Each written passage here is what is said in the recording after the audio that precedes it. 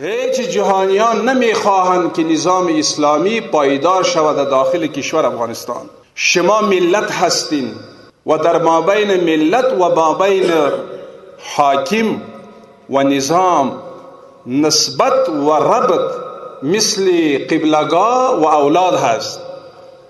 نظام اسلامی افغانستان مسئولیت و مکلفیت دارد ضروریات و نیازمندای اصول اصلی ملت را مد نظر بگیرد و ملت کشور افغانستان مسئولیت و مکلفیت دارند همین نظام اسلامی را بپذیرند. اس اسلامی امارت هر وزیر دا د ملت نه عبارت ہے.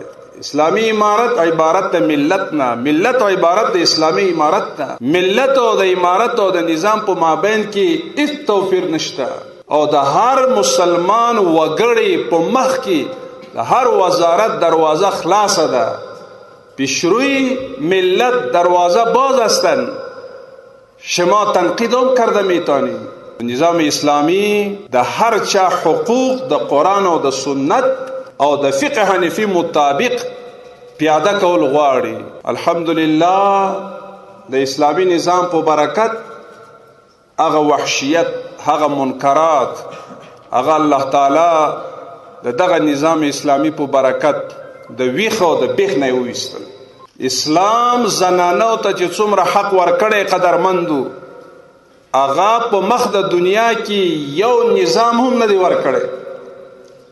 زمون خویندو او میندو ته حق به مونږ تاسو به ورکو، خو معیار به اسلام وي. نو قدرمندو زمونږ ستاسو معیار شریعت ته، زمونږ او ستاسو معیار قرآن او سنت ته، زمونږ او ستاسو معیار هغه مجتهدین او د صحابه کرامو نقش قدم نه.